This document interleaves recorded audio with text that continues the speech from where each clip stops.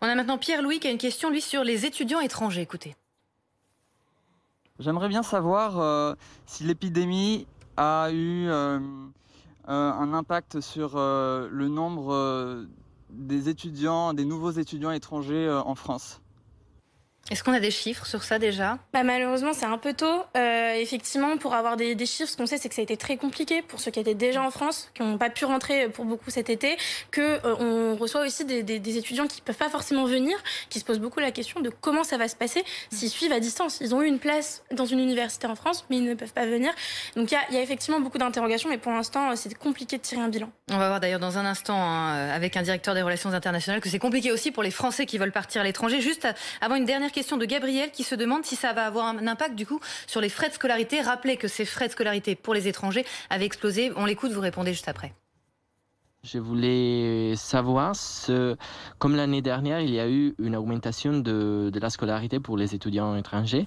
Est-ce que cette année, vu la diminution des étudiants étrangers en France en raison de l'épidémie, il y aura une diminution de les frais d'inscription pour ces étudiants ? Alors, est-ce qu'on a une chance que ça baisse ? Eh ben, pour ça, je pense que c'est à la ministre qu'il faut s'adresser. Effectivement, c'est une aberration de faire payer 2 770 € à des étudiants pour faire à moitié en présentiel, à moitié en distanciel ou totalement en distanciel. Donc, déjà, c'est une aberration de faire payer 15 fois plus cher à des étudiants juste à cause de leur nationalité. Maintenant, ça n'a plus de sens. C'est d'ailleurs ce qu'a compris l'Université d'Orléans, qui était une des seules universités à avoir appliqué cette réforme l'année dernière et qui a abandonné cette année parce que sinon, on va juste faire fuir les gens, en fait, tout simplement. Il y a une réunion cet après-midi au ministère, pas directement avec la ministre, mais avec son cabinet. Les priorités là, de cette rentrée ? Les priorités, c'est d'avoir un réel plan pour l'enseignement supérieur. L'enseignement supérieur, c'est les universités, respecter la distanciation sociale, et les étudiants. Et donc ce réel plan, il doit dépasser le numéro vert de décembre. Ça doit être un plan face à la précarité spécifique liée au Covid et la précarité générale. Nous, ce sera ce qu'on va demander. Effectivement, après, c'est les mesures qui sont mises en place par tout le monde pour assurer la prévention dans les établissements.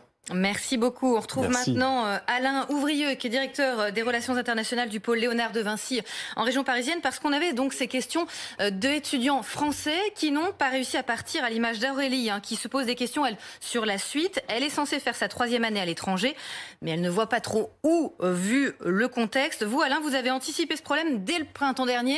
Il a fallu trouver des plans B, voire des plans C, etc. Oui, effectivement, c'était assez compliqué. Bonjour. Oui, c'était compliqué parce que, d'une part, effectivement, personne n'a anticipé la situation, et d'autre part, la situation était changeante et elle est encore pas toujours stabilisée. Donc, il nous arrivait plusieurs fois de croire que nous avions un plan B pour tel ou tel étudiant et de se rendre compte qu'entre-temps, entre le moment où on annonçait à l'étudiant que voilà, il allait pouvoir partir dans le plan B, celui-ci était à son tour annulé et que du coup, on a dû se rabattre sur des plans C, voire D. Donc, effectivement, c'est complexe et c'est pas tout à fait fini non plus. Donc, où est-ce qu'ils vont alors, vos étudiants ? Est-ce que vous avez école de commerce, école d'ingénieur, multimédia ? Où est-ce qu'ils sont allés finalement ? Oui, alors non. Alors historiquement, à Léonard de Vinci, en gros, on a à peu près 60% des étudiants qui partent hors Union européenne et 40% des étudiants qui partent dans l'Union européenne. Ça, c'est les statistiques moyennes sur les 3 dernières années. Bon, à l'automne 2020, c'est complètement bouleversé, c'est-à-dire que là, tous les départs hors Union européenne ont tous été annulés, sauf la Corée. C'est le seul pays avec lequel on a pu maintenir les départs. Et du coup, 90% de nos étudiants partent en Europe et seulement 10% hors Europe. Donc, on est passé de 60-40 à 10-90. C'est ça que ça veut dire. C'était brutal. C'est assez intéressant d'ailleurs, la Corée. Pourquoi la Corée ? Alors, bon, c'est juste un avis personnel, mais il me semble que la Corée a très bien géré l'épidémie, à la fois sur le plan sanitaire et sur le plan de la communication.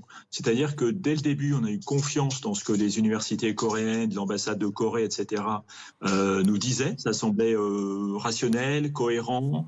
On n'a pas eu d'inquiétude ou de doute que nous avons pu avoir sur d'autres pays.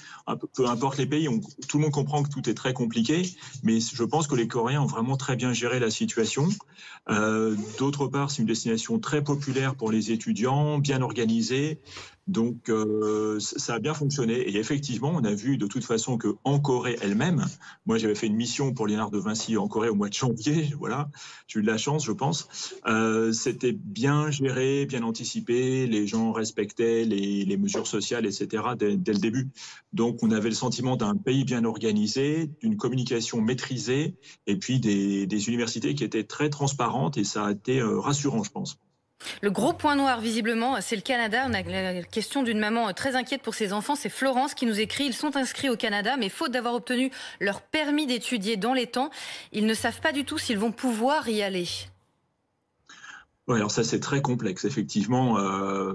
Bon, la plupart des Français partent au Québec, donc je vais juste mentionner le cas du Québec par souci de simplification, je dirais. Bon, par exemple, en ce qui nous concerne, on envoie à peu près 70 étudiants au Québec, et nous avons deux cas de figure. Nous avons des étudiants qui partent pour un semestre, 4 mois en fait, au Québec, et puis d'autres étudiants qui en fait partent au Québec dans le cadre d'accords de double diplôme. Donc concrètement, ils vont faire leur 5e année, leur année de Master 2 au Québec, et souvent ils restent sur place pour travailler. Donc dans ce cas-là, les étudiants ont 2 sessions de cours au Québec, puis un stage en entreprise. Ils font encore quelques cours supplémentaires, ils obtiennent un diplôme québécois, donc canadien, ça leur permet de rester travailler. Donc c'est un système qui est très attractif. Bon, cette année, tout a été remis en question. Alors le problème qu'on a eu, et les autres aussi, c'est que nous avions un certain nombre d'étudiants qui voulaient partir juste un semestre au Québec pour avoir une expérience internationale. Ça a été complètement annulé, et même pas de cours en ligne à la place. Par contre, inversement, pour les étudiants qui, eux, devaient partir 2 semestres ou avoir 2 semestres de cours au Québec, jusqu'ici, donc le semestre actuel, donc l'automne 2020, donc les universités québécoises leur proposent des cours en ligne. Donc les étudiants sont en France et peuvent suivre ces cours à distance. Et tout le monde espère bien qu'ils pourront partir au Québec en janvier, sauf que, pour être tout à fait transparent, personne n'en est sûr, évidemment. Et l'autre question que je me pose, c'est que si les 2 sessions de cours ont lieu exclusivement à distance, est-ce que les étudiants auront ou non la possibilité d'obtenir in fine un permis de travail? Donc parce que le permis de travail, il est aussi lié d'une part aux compétences que vous acquérez, mais aussi à l'expérience que vous avez dans un pays.